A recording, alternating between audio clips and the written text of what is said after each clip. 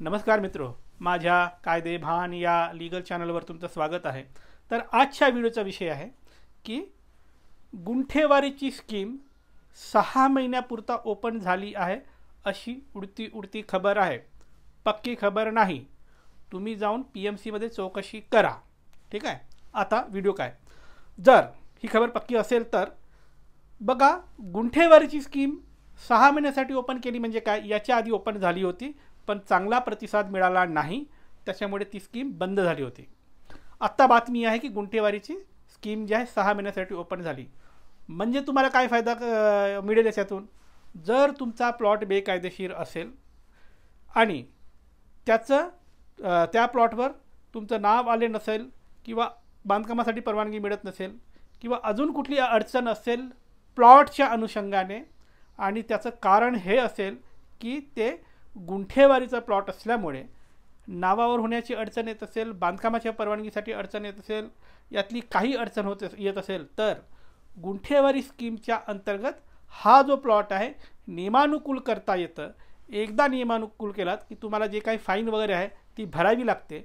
ती भरलं की तुम्हाला एक RL पत्र मिळतं, रेग्युलरेशन लेटर, म्हणजे नियमानुकूल केलेलं प्रमाणपत्र मिळतं। हे मिळालं की तुमचा जो काही बेकायदेशीर प्लॉट आहे तो रेग्युलराइज होतो, तो नियमानुकूल होतो, आणि त्याच्यामुळे ॲज गुड ॲज एनी प्लॉटसारखं तुम्ही त्याच्यावर मग बांधकामाचं परवानगीवर मिळवू शकता, जर तुमच्याकडे हे RL लेटर असेल तर। त्यामुळे तुमचा जर आत्ता प्लॉट असेल आणि तो बेकायदेशीर असेल तर हा जो काही 6 महिन्यासाठी ही स्कीम आली आहे याचा फायदा घ्या। लगेच तुम्ही फाईल तयार करा, अर्ज दाखल करा आणि प्लॉट नियमानुकूल करून घ्या।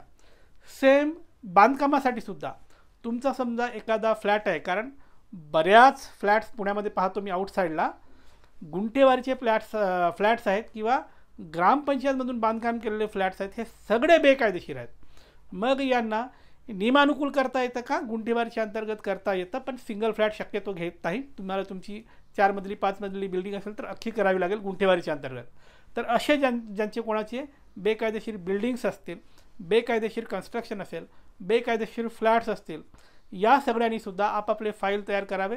जाऊन चौकशी करा, तिथे थेट चौकशी करा, मध्यस्थी करून तुम्ही नुकसान करून घेऊ नका।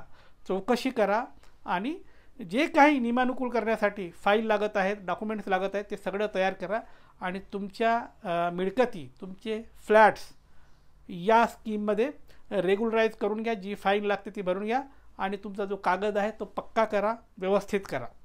मागच्या वेळी ही स्कीम आली होती, बऱ्याच लोकांनी प्रतिसाद दिलेला नाही, त्यानंतर खूप लोकांची घरं पाडल्या गेली, डिमॉलिशन झालं।